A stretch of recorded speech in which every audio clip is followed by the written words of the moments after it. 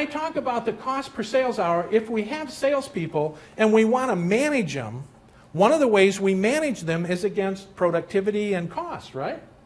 So it's logical that we understand what a unit of selling cost is. So how many know what a unit of selling cost you? Now, don't feel bad. I've asked 10,000 people that question. Not one has ever had an answer.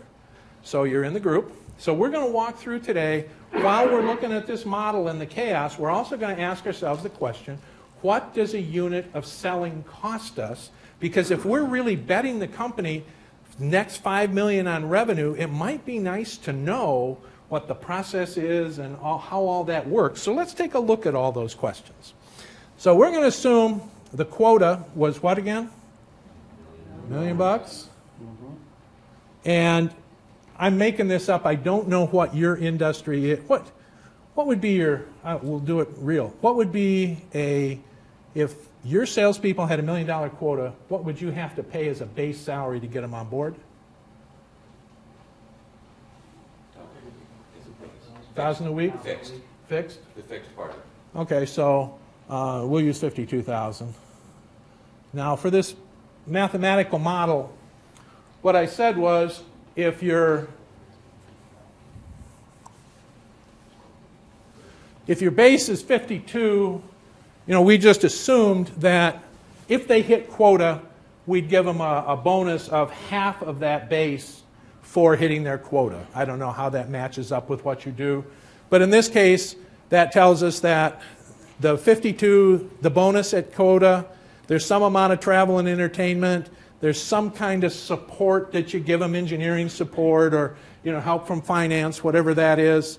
And then there's some kind of fringe benefit package, FICA or insurance or whatever things you give. So the total cost, if the person hits quota, gets $1 million, your whole cost of this is going to be about $104,000 or approximately 10% of their top line, what they bring in. We kind of close, in the ballpark? Now the challenge becomes next, if I want to know what a unit of selling costs me, I now know what the total cost is, I got to know what is selling. How many of you have an operational definition for selling? So when you hire somebody, you say, well, you're selling, this is it. What's the operational definition for selling? Is networking, playing golf with people, is that selling? Okay, maybe. The cost accountant in me says, no, it's not. The cost accountant in me says, selling is moving a deal, underline, bold letters, all caps, deal, forward. And for a salesperson, it's moving it forward when nobody else in the company can do that part of it better or cheaper than you can do it. And selling is about closing.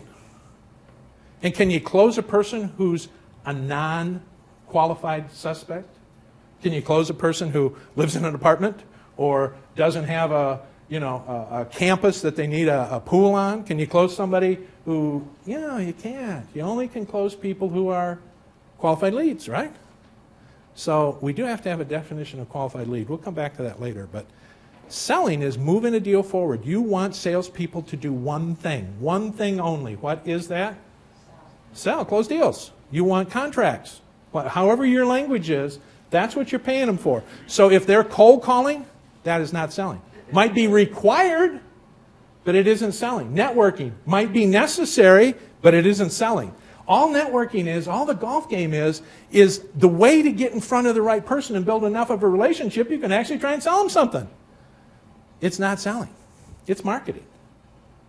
And so it's important that we know the difference between selling and marketing, because when we start to, the cost accountant in me is coming out again, when we start to analyze how much selling is costing us, if selling costs us this and marketing costs us this to get that person who's qualified, which do you want to invest in? Yeah. And so we're going to give you that choice before this day's over so you can be thinking about that. So if selling is moving the deal forward, how many hours in a week do you think salespeople actually move deals forward? Less than 10. Others?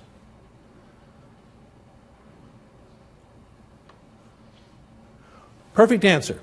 World's best program I've ever seen for people who leave the building, salespeople who get to leave the building, is 10.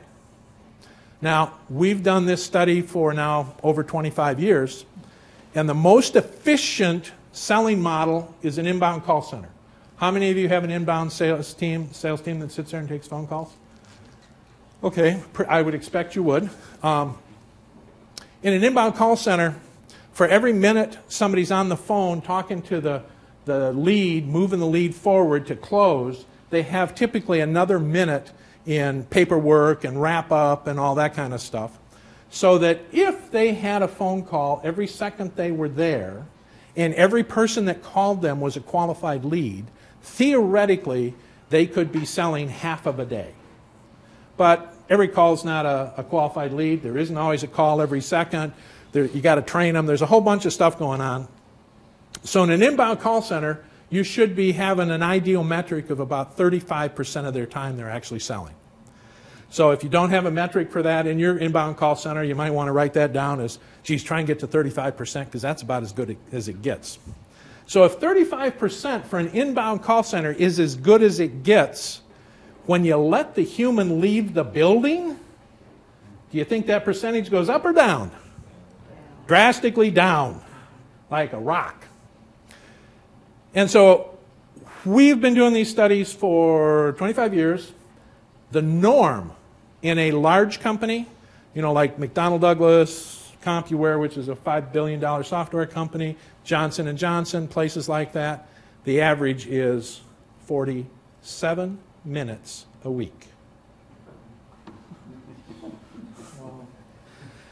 Now, when we did Johnson & Johnson, I'll make a long story short, we came back and said, they asked us to validate whether they were going to hit a particular number they'd promised their board. And we came back and said, no, you're not even going to be close. And so they started, why? And we came back and said, well, one of the issues is you thought your people actually sold 20 hours in a week. They work 60, and you thought they sold 20. The truth is they do work 60, but they sell 4. And they were appalled. And I said, 4 is 4 times better than anybody else we've ever studied. So, to you guys' credit, you've done something right, but that didn't cut anything with them. They were critical. You remember critical, important? If they were just important, they'd have said, wow, we're 4 times better than anybody else? That's cool. They said, this is horrible. People work that many hours and they only get to sell 4? We're doing something drastically wrong. So we came back 3 years later. Their people did not work 60 anymore. They worked 50. They didn't sell 4. They sold 10.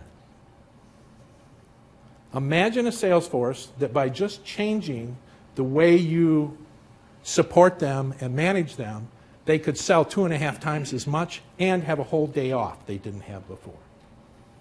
How would that change your business?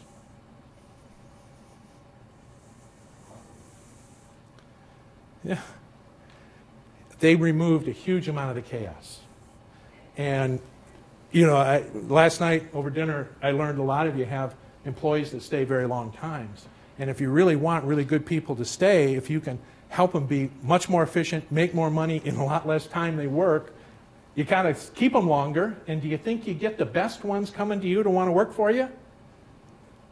Yeah, the best ones come because I want to work 50 hours and make more money because I'm selling more. I'm doing what I'm trained to do. Good salespeople want to sell. You all probably have seen salespeople who would rather network and call on the phone and talk to people, but they don't get around to actually selling much. So you want the ones who really want to sell to come to you because they're getting to sell 2.5 times as much in a week as they would if they worked for anybody else. So let's take a look at what those numbers look like. If you were at the J&J level, your sales team, and they could actually sell 10 hours in a week, versus most people we interview that they only sell 1, what do those numbers look like? In your industry, at 10 hours a week, your cost per sales hour would be $216.67 an hour. If they're only selling one, like most companies, most places, your cost per sales hour is $2,166 per hour. And while these are scary, if you actually paid the 104, they actually hit their million quota, most of it say, I'm okay with that. I wanted $1 million, I got $1 million. I could afford $100K to get $1 million, I'm okay with that. Here's the reality. If I sell at the level Johnson & Johnson sells, as a salesperson to hit $1 million quota, I have to sell $2,083 an hour. If I sell at the normal company level, I have to sell $20,833 for every hour I'm actually moving a deal forward trying to close it. Very few salespeople are that good. I mean, I think I'm really good.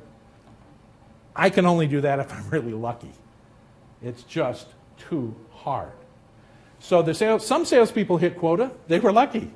They were good and lucky. But if you're not both good and lucky, selling $21,000 an hour is really, really hard. So the challenge becomes what? What's the challenge in this picture? To remove the challenge for the salesman so he can sell more? Absolutely. Figure out how to get them actually more time doing what you pay them to do.